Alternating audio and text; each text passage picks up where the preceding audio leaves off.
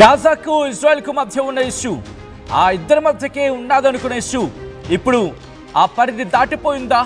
Iran వరకు వెళ్ళిపోయిందా? Iran ఇప్పుడు నేరుగా రంగంలోకి దిగిన నేపథ్యంలో, ఇరాన్ నేరుగా దాడికి దిగిన పరిస్థితుల్లో ఇప్పుడు ఎటువంటి పరిణామాలు చోటు చేసుకునే అవకాశం ఉంది? మరి ముఖ్యంగా ఇప్పుడు ఆ దాడులు ఉధృతమయ్యాయా? దానికి సంబంధించిన బిగ్ బ్రేకింగ్ న్యూస్ చూస్తున్నారు. Here it is on the screens of RTV. Iran పై ఇజ్రాయెల్ భీకర దాడులకు సంబంధించిన బిగ్ బ్రేకింగ్ న్యూస్ చూస్తున్నారు. డ్రోన్లు, మిసైళ్లతో విరుచుకుపడుతోంది ఇజ్రాయెల్. ఇరాన్ మిలిటరీ స్థావరాల లక్ష్యంగా దాడులు చేస్తోంది. ఈ నేపథ్యంలోనే Iran supreme leader Ayatollah Ali Khamenei ఇంటిపై బాంబుల వర్షాన్ని కురిపించింది. టెహ్రాన్లోని మునీరియా ప్రాంతంలో భారీగా పేలుళ్లు సంభవించాయి. ఇజ్రాయెల్పై ఇరాన్ ప్రతీకార దాడులకు దిగింది. ఆపరేషన్ ట్రూ ప్రామిస్ పేరుతో ఇరాన్ దాడులకు దిగుతోంది. టెల్ అవీవ్, జెరూసలేంపై మిసైళ్ల వర్షాన్ని కురిపించింది. వందల బెలిస్టిక్ మిసైళ్లతో ఇరాన్ రెవల్యూషనరీ గార్డ్స్ దాడులకు పాల్పడ్డారు. ఇరాన్ దాడుల్లో ఒకరు మృతి చెందారు, 34 మందికి గాయాలయ్యాయంటూ కూడా ఇరాన్ని ఇన్ఫాక్ట్ ఇజ్రాయెల్ చెప్పుకొచ్చినట్టు అర్థం చేసుకోవచ్చు. ఈ నేపథ్యంలో జరిగిన దాడులకు సంబంధించి మాట్లాడుకుందాం. దాంతోపాటు Ayatollah Ali Khamenei, Iran supreme leader, ఆయన ఇంటి మీద కూడా బాంబుల వర్షం కురిపించినట్టుగా తెలుస్తోంది. ఈ నేపథ్యంలో ఒకసారి జరిగిన దాడులకు సంబంధించిన విజువల్స్ చూద్దాం.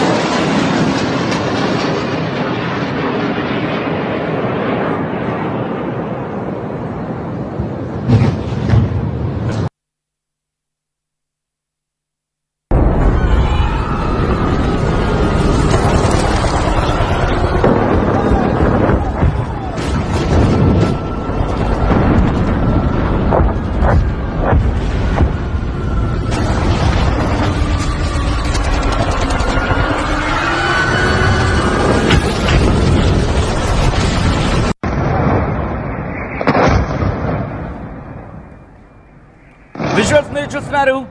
ఇటు ఇరాన్ ఇజ్రాయెల్ మధ్య ఉద్రిక్త పరిస్థితుల నేపథ్యంలో ఎటువంటి వాతావరణం నెలకొంది? పశ్చిమ దేశాలు ఇప్పుడు ఏం చేయబోతున్న అంశానికి సంబంధించి మధ్యప్రాచ్యంలో ఎటువంటి పరిస్థితులు నెలకొన్నాయో మీరు చూస్తున్నారు. ఇటు ఇరాన్ ఇజ్రాయెల్ మీద దాడి చేస్తుంది, ఇజ్రాయెల్ ఇరాన్ మీద దాడి చేస్తోంది. ఇలా దాడులు ప్రతి దాడులతో మధ్యప్రాచ్యం వణికిపోతోంది. మరి ముఖ్యంగా అయతుల్లా అలీ ఖమేనీకి సంబంధించి ఇంటి మీద దాడికి పాల్పడింది ఇజ్రాయెల్. ఆ విజువల్స్ మీరు చూస్తున్నారు. ఇరాన్కి సంబంధించి ఎటువంటి పరిస్థితులు అక్కడ నెలకొన్నాయి? మరి ముఖ్యంగా ఇజ్రాయెల్కి సంబంధించి మాట్లాడిన సందర్భంలో వైమానిక దాడులకు పాల్పడింది. ప్రపంచ దేశాల హెచ్చరికలు కూడా బేఖాతరు చేసింది. ఇక్కడ ఇరాన్పై ఇజ్రాయెల్ భీకర దాడులకు పాల్పడింది. గురువారం నుంచి కూడా ఆ దాడులు కొనసాగుతున్నాయి.